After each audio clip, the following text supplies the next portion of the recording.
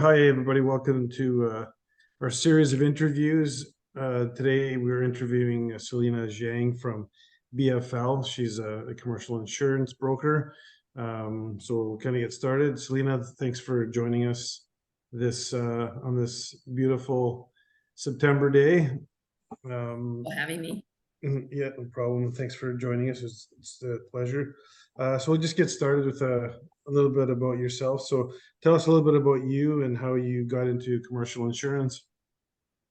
Okay, thank you, Frank. Yeah, I joined BFL in 2010. At that time, I just graduated from my UBC, my MBA program, and I come across on this opportunity. And at that point, I don't really understand too much about what is commercial insurance. But once I get into it, it really make me feel excited to get into the industry because we get to know all kinds of business, and we work with all kinds of industry kind of leaders, and this is a very dynamic environment, and we get to learn a lot, and not only on the insurance knowledge but also for different industries business models. So it's very exciting opportunity. So I just come across opportunity, but I love it, and I stayed in the industry for around 13 years already. So BFL is a very good company in the industry. It's actually top three in BC for sure. It's a national company, and it's also international through our business partners in US. But at BFL, we have around, I think it's over 30 offices across Canada. By now, and we are still expanding, so it's growing really fast. That's how I love this industry, and we keep growing, and we like to work with different partners to develop our business, and at the same time we have mutual benefit to help each other. That's excellent. Yeah, been in the industry for a while, so you've seen a lot of interesting things, I'm sure. Yes. Yeah. So with BFL, like what industries do you, or what industry sectors do you definitely generally provide insurance to?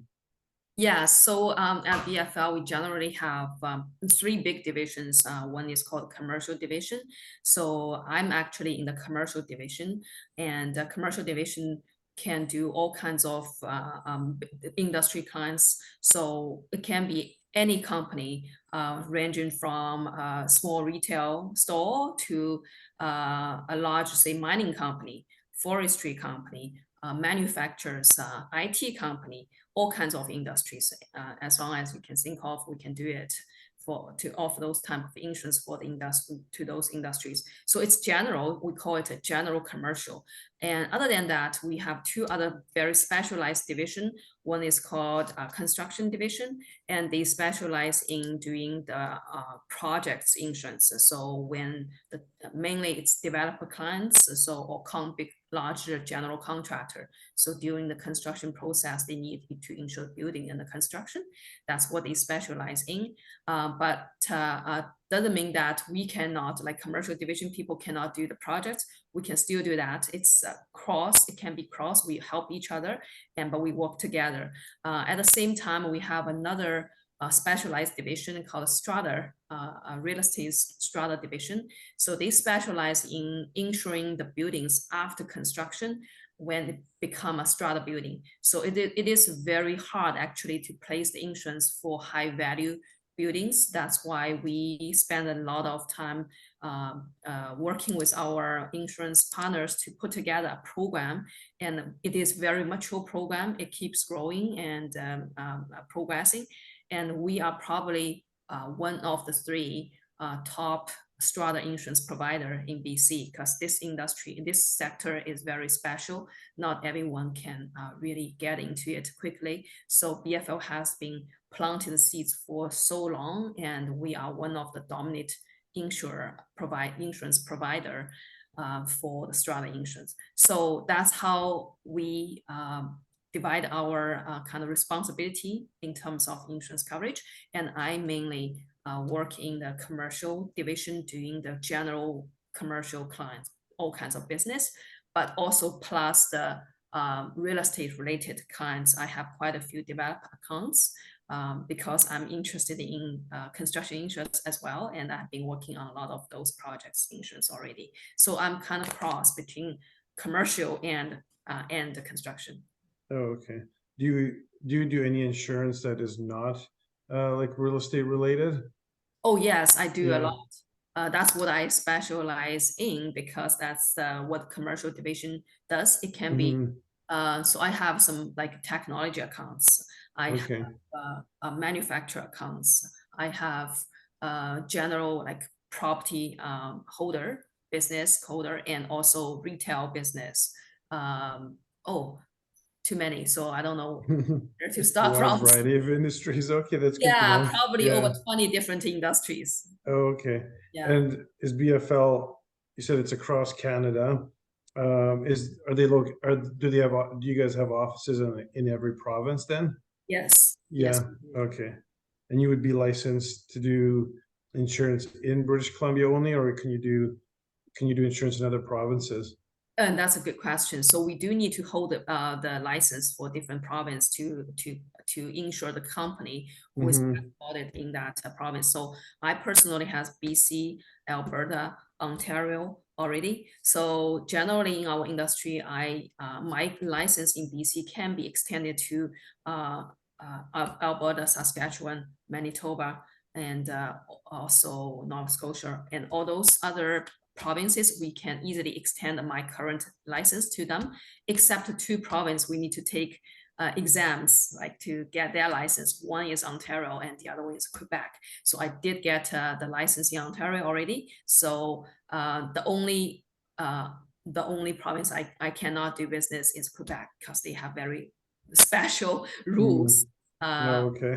then it's hard for me to probably it would take a while. Doesn't mean I can't, but I think it would take some time for me to do their exams, to prepare for the exams. So far I haven't got a license in that province. Oh, okay. Mhm. Okay. Awesome. And so so what would make BFL stand out in the industry? Like what's the difference? Why would somebody choose BFL over one of your one of your competitors? Yes, that's a good question. So BFL is a private company, independently owned, and it's like an employee-owned company. Mm. So we have a unique culture, and because we are private, we have a lot of flexibility in doing business with client, and we always put our client interest first. And that means we don't really partner with any insurance companies. Like we don't have shares in any insurance companies. So that keep us independent. So when we place the insurance for our client, we will not favor certain insurance company just because we have shares in them. Some brokers actually, they already purchased some MGA. When we say MGA, is similar to insurance company. So they might favor their own partners, put more business with them. Mm. So that's not what we do. So we will always keep us private and independent. So we will always shop the market based on the actual insurance terms, if it is beneficial to our client or not. So that is our culture, and we'll keep that culture forever. And at the same time, we are large enough because we have so many, we have a big volume in the market. So we have a very strong negotiation power with all the insurance company to get good quote. At the same time, we don't have some restrictions like all the international firms, the public company has. So we can keep our entrepreneurship spirit and do business with client in a more flexible way, like a small broker. So we have both actually. That's make us different from our competitors. So our culture is very unique. We always empowered employees. We always trust the employees to do their business with the client, and we give the flexibility to the employees to do business. And not we do have a standard template, everything on the policy document, but we have the flexibility for every employees to change it slightly, just to tailor for the client's needs. So that's why we have that private companies unique culture to tailor for the clients. But at the same time, we have the large capacity of insurance capacity to help with the large clients to place the business. Yeah, and we also specialize in, as I mentioned, we are very big actually in the real estate industry, and that's probably your clientele is mostly in that sector. So for the real estate client, we are very proud to say we are like a one-stop shop for developer clients. So because we can insure at each stage at their development, at that different developer at the pipeline. So from very beginning, when they purchase a bare land or they purchase an old building, they want to demolish it and develop into a new building. So we can insure the bare land or we can insure the old building at that point. And then after that, when they after demolish the building, we can help them to place the like home insurance warranty, deposit insurance before they launch the building. So at that stage, we will help them to prepare for the future development with all the insurance they need, or we can give them advice when they negotiate with the city to get building permit and give them budget for future insurance policy. So we can do a lot of contract review, advisory service to the developers at that stage. And after that, when they get into the construction stage, we will offer cost of construction insurance, wrap-up liability insurance, just to cover the construction risks at that stage. So once the project is finished, the building is built, then it turns into a strata building, or the developer want to hold it as their own assets. We can help them to insure that existing building, the new building. So we have a strong strata capacity. So as mentioned, we have a strata division. They specialize in placed insurance for the strata building or for a single building under a single person's name or in a company name. So it's the same placement, generally speaking. So we can pretty much cover the whole pipeline during the development process from very beginning to the end. So not every company can do that, to be honest, in our industry. Some company may be pretty strong in insuring the construction insurance at that stage, but they cannot offer strata insurance. Or some company are very strong in strata insurance, but they cannot offer home deposit insurance, warranty insurance, or construction insurance. So it's not like the whole line, but BFO is pretty much strong in everything during this period. So that's how we differentiate from other competitors, especially in the real estate sector. Okay, excellent. Yeah, you guys have a full range of options for clients, and they can stay with you for pretty much the full relationship. So that's really good to know. So you mentioned the construction insurance. So here's a question: is it difficult to get insurance on raw land versus if you had a client that had an existing building? Is there a difference, or does it not really? There's still multiple options in the market for that. Yes. So it is not hard to get insurance for a bare land or for old building. So as long as the insurer knows that you're going to maybe demolish it one day for future development, it is not too hard. Usually it could be hard for a very old building because no one want to insure, say, over 100 years building without any upgrade in plumbing, roof, electrical. So it could cause some fires, right?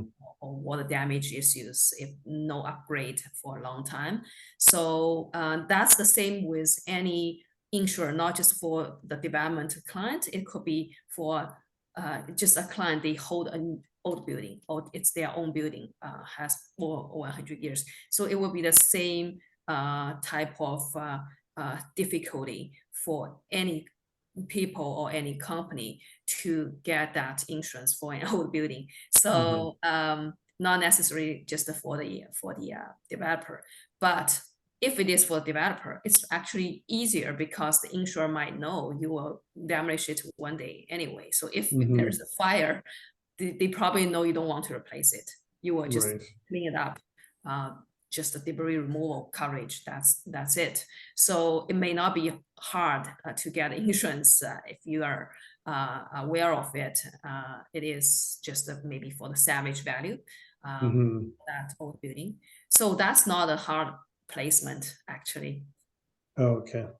That's good to know. So if anybody's out there has an old building, make sure they doing some upgrades from time to time, or else. Yeah, Or else, unless they yeah. want to hold it for a long time, they want to still live in it, or they want to Yeah, get yeah. out, then the Uh-huh. insurance will be hard because they will check if the building has enough upgrades over the years if it's old. Okay. And so with so you spoke about course of construction, and then you spoke about wrap-up insurance. So for people who aren't aware, like what's the difference between the two? Yes.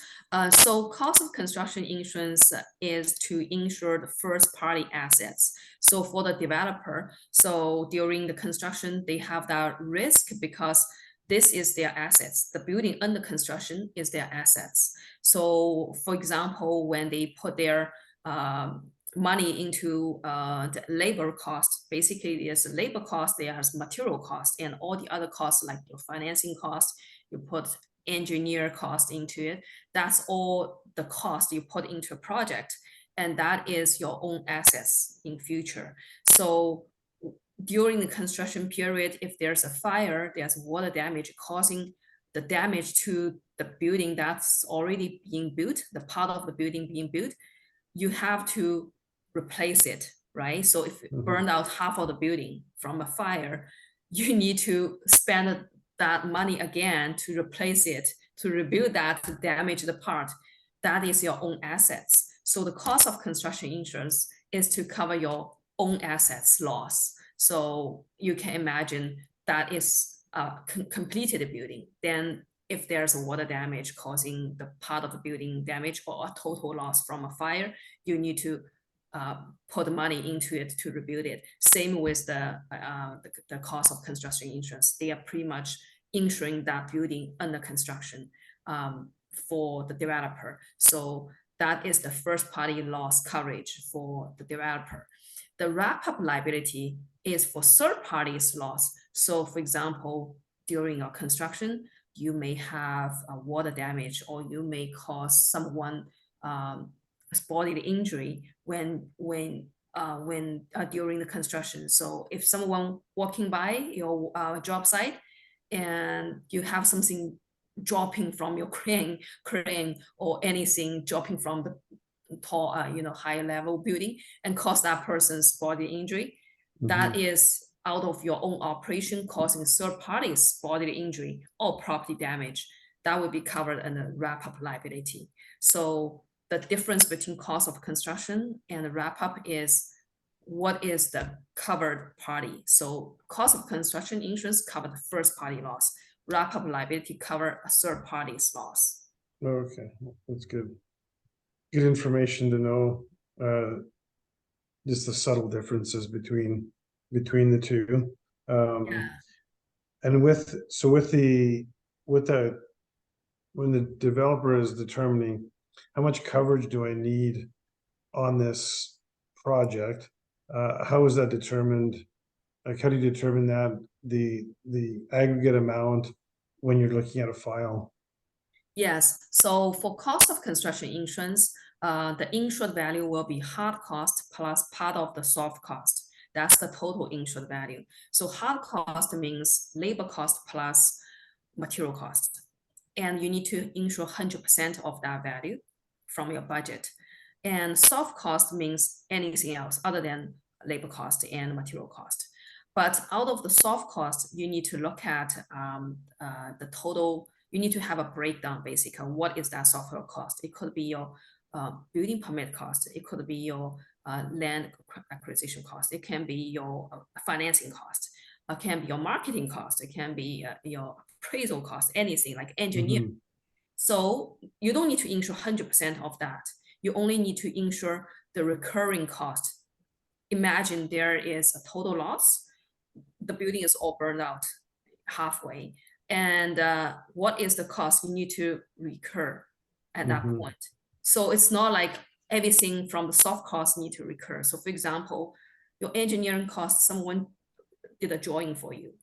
But at that point, you can just pull it out from your computer. You don't need to ask them to create the drawing from scratch again. So you don't need to insure 100% of that, but maybe part of it, because you might need an engineer to revisit the site after total loss and see if there's any adjustment need to be done. So you might need to pay a little bit more fee at that point. So you can insure, say, a 10%, 20% of the engineer fee from the original budget. So, and for certain costs, you may not need to recur again, like building permit, you already got it, you still have it, you don't need to pay that fee again. So Mhm. then it's 0% for that part. But for certain costs, you might need to incur a lot, like financing costs. If there's a total loss, then you have to start all over again. Then for the next, say, 13 months, 14 months, you're gonna do exactly the same work like what you have done before. Then you need to, probably get the loan again. That is the financing cost, pretty much 100% the same, or even more at that point if the interest rate is. Yeah. So you need to judge at that point when you do the budgeting, what is the cost that need to be recurred. Then you only need to insuring that part of the soft cost. So generally speaking, from what we see from all different type of developers, probably you need to insure 35 to 45% of your or 50% of your soft cost plus 100% hard cost. That is your total insured value for your cost of construction insurance. And Okay.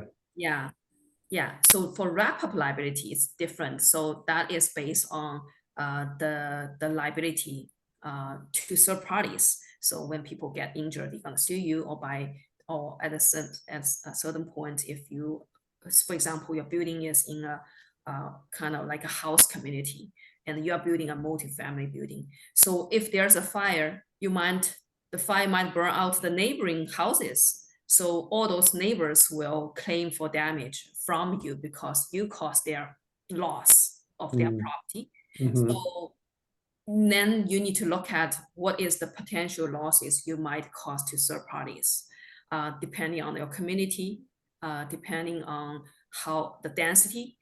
If this is a very busy area, if you are in a, like say, Skytrain, area, you are just beside Skytrain, there are a lot of people in and out. So Mhm. you might cause people's body injury if your job site is not cleaned up, or you drop something from the top. So you all need to judge based on the density of the community, and that's how you judge it. But at the same time, you also need to look at third parties' requirement. A lot of times when you submit your building permit, the city, or if you are near the SkyTrain, the TransLink will have a mandatory requirement for you to carry minimum, say, 25 limit, Mm. or the city. Okay. Like usually city of Vancouver, they will ask you to carry minimum 10 million liability. Nowadays, I think 10 million is very basic for any construction project. Usually minimum is 10 million for liability. And you can go higher if you think your risk is higher than that. So we see a lot of clients carry 25 million these days for wrap up, even sometimes 50 million if it's a really a dangerous, risky area. They can even go higher like that. But also depends on if the insurance company has enough capacity to provide you such a high limit. It can be a primary policy plus an excess policy to top up the limit to 50 million. But usually these days, I think most companies can provide minimum 10 million, then they can add up to 25 million. That's pretty common. Oh, okay. How about like single family homes or like smaller builds, smaller developments? Mhm. For small development, I think you need to carry minimum 5 million for the wrap up, but we still recommend 10 million when it's under construction. So 10 million is more like a new general limit for most construction project. But if it's a really less, low risk area, if you only for one building construction, I think maybe 5 million is okay too. Okay, that makes sense. And if somebody needs to make a claim, what's the typical process for that? Okay, so when they have a claim, they just need to report to the broker, which is us. So Mhm. report to us and send us email with describe about incident. So what happened on which day, what happened. So this given us instant report. And then we will send to our claims department. So BFL has a very specialized division. They only do claims. Basically, they have a lawyer as the team leader. So when there's any tough claims, we need lawyers to negotiate and to sometimes to on behalf of the client to negotiate with the insurers and to look at the policy wordings and interpret the wordings and to try to help our client to get more coverage as possible. So based on the policy wordings. So that's the typical process. Clients report to us as broker, and we report to our claims department. And our claims department will then report to the insurance company. Then the insurance company will send an adjuster to the job site, and then the judge just check the problems, like what's going on, chatting with the project manager, chatting with the owner, and about the incident, and collect evidence. After that, they will write a report to the insurance company, or they call examiners. Sometimes it can be a third-party adjuster. It's not really an employee of the insurance company. They can hire a third-party company. They have a third-party adjusting company. They will send an adjuster to the job site to check the status and write a report. And after that, the insurance company will, based on the report, to make a primary decision if that is covered or not, and then ask the client to start submitting the evidence. So basically, your invoice for repair, all kinds of invoice from third parties. If you hire restoration company to clean up and to rebuild or do any work, send us their invoice or their budget, so they will evaluate that. And after all of that, they will pretty much give a decision if this can be covered. Sometimes part of the invoice can be covered and not 100%, sometimes 100%. So it's all based on the insurance company's decision.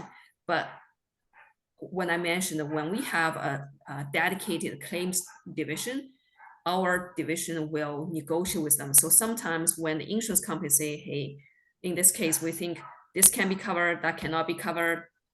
But if we have a pretty strong claims advisor, they will read the wordings and sometimes argue with them about why this is not covered. We think should be covered based on the wordings, and they can make the changes. They can change their mind just based on if we have a strong statement that makes sense, then they can change their mind and cover it. That's why a very specialized and professional claims team will make a huge difference. Claims process. Okay.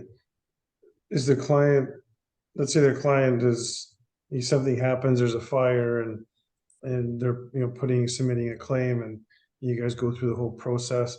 The client he feels that he should be covered for something and it's not, does the client have the ability to dispute the claim? Yes, they do. So in this whole process, it could be a lot of negotiation and meetings.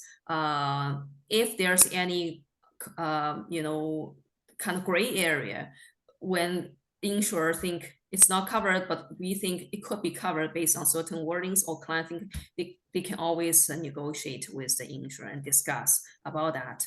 And a lot of times also depending on the bargaining power of the broker, if we have a pretty big business with the insurer, with a big book of business, we might have we have a stronger bargaining power and to convince them to cover for certain losses. But at the end, it's still based on the policy wording. It cannot go outside of it. If it has any gray area and we can interpret it well, we can still get insured to cover it, and the client will be happy with that. And the client can always dispute, like even after, usually have two years period for the claims. So after the incident day happened, right, that the accident happened, they have 2 years to submit the claims. During that process, if they have any, if the claim is closed already, but it's still within 2 years period, the client can continue to submit new evidence if they have any. After the claim closed, they can still submit that, and the insurer can reopen the file and to review that and evaluate if that can be covered or not. So there is a period for the client to dispute the claim. Oh, okay. Is there a typical timeline, like how long like a claim takes before the client gets paid out, or is it hard to determine that? Yeah, it is a good question. It all depends on how fast client can provide the evidence. So if you can, client can, if the insurer have a basic decision, yes, this claim can be covered, and then they start to collect all the evidence from the client, and the client can put together all the evidence quickly, then they can get paid quickly. But in a lot of times, for certain coverage, for example, business interruption coverage, that will probably take a longer time compared to like water damage. Is pretty straightforward. If it is leaking from a building, they can check on site, okay, yeah, it is leaking. So it's pretty straightforward. And you give them the invoice from the repair cost, and then they will probably pay pretty quick. So it could be like ranging from 3 months to 6 months for those pretty straightforward one.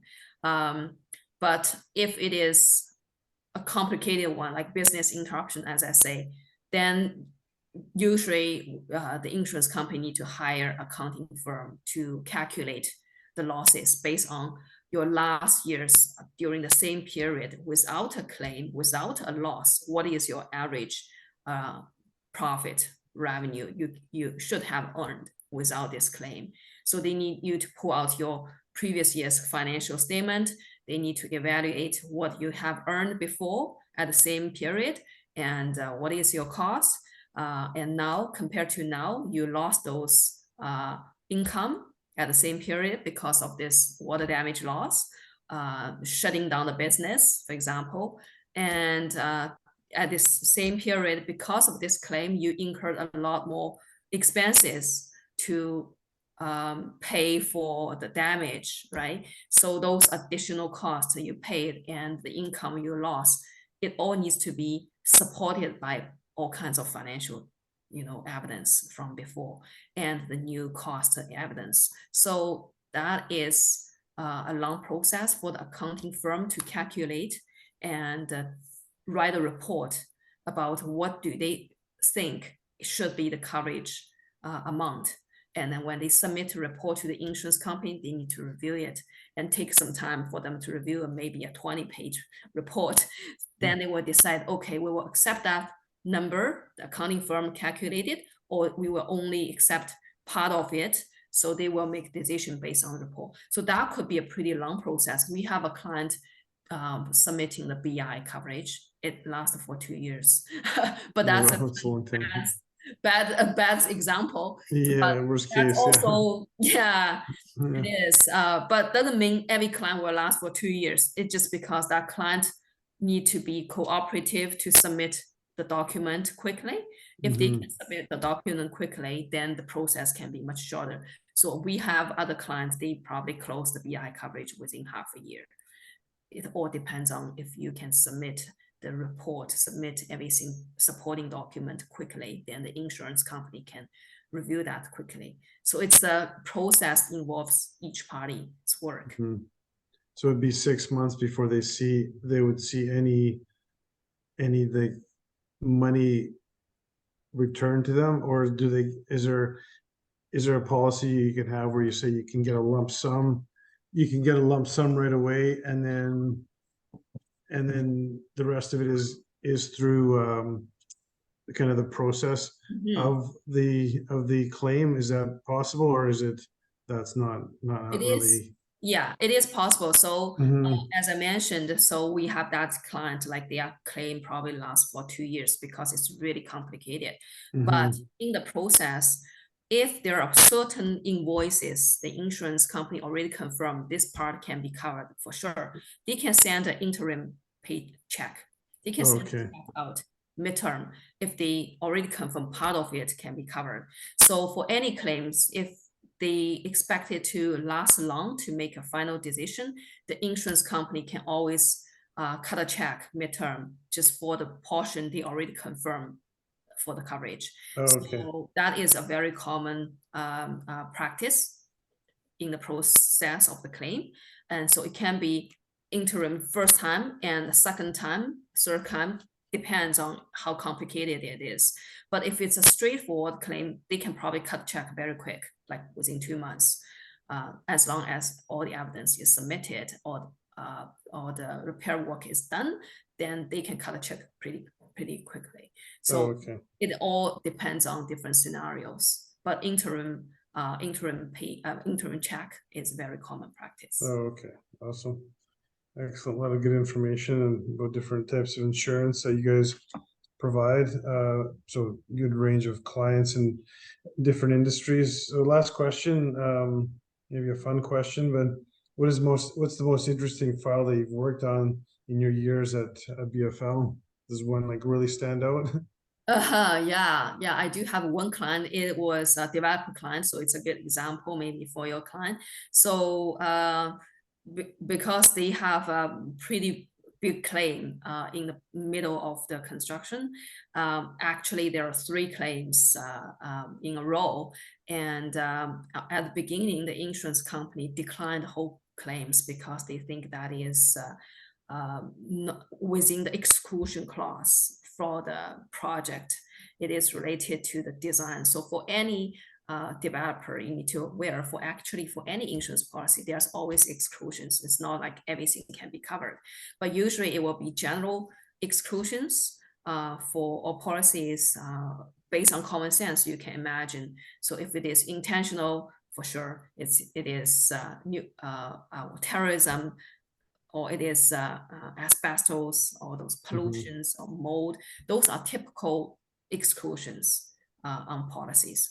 But on the COC policy, there is a typical exclusion on faulty design and faulty workmanship. So the insurance company is not going to cover any losses because of a design problem, because if it's a bad design, the building collapse because of bad design. So they are not going to cover that. They are not going to cover the faulty workmanship just because the contractor didn't do the job correctly based on the design, the drawings. They are not going to cover that. So those are typical exclusions on the COC policy, but we have one client that they have a claim that is somehow related to faulty design.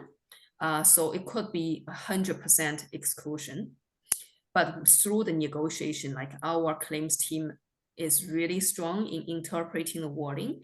In that case, the wording have certain kind of exclusion out of the exclusion. They said that we will not cover the 4D design, but we will cover the resulting damage out of it. So because of that, we have done a lot of work, and we even searched for the previous claims examples from other projects. Is there any exception to cover the resulting damage out of the 4T design? Then we end up helping the client to recover a lot of coverage, even though it is out of a 4D design.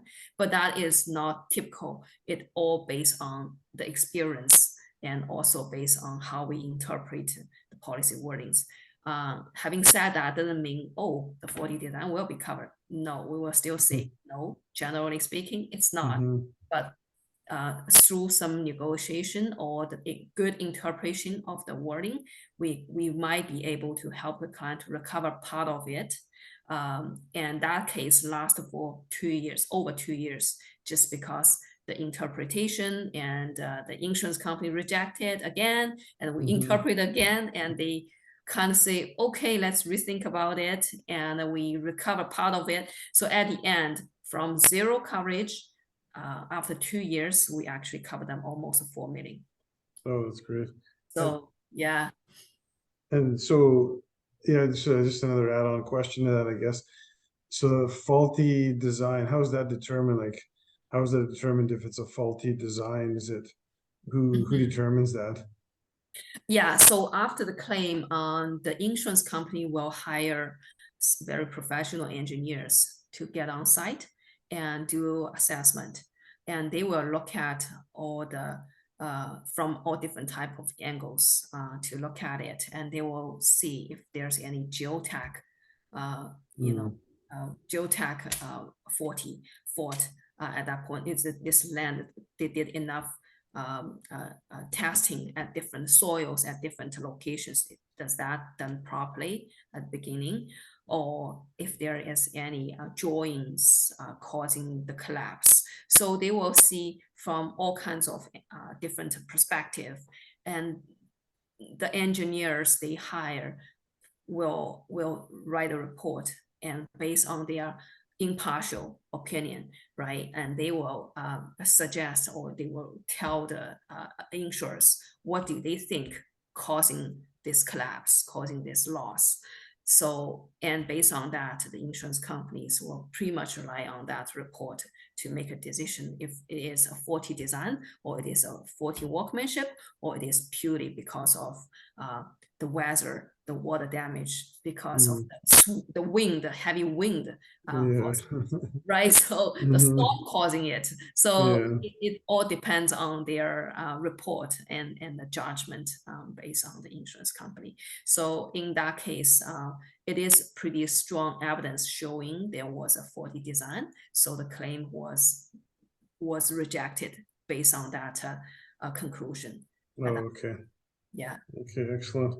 All right, well, that's all the questions I have. Thanks for joining us today. So final thing is, if somebody is watching the video and says, oh yeah, I want to get a hold of Selina because I have some questions and I want her to be my my go-to person, how does somebody get a hold of you?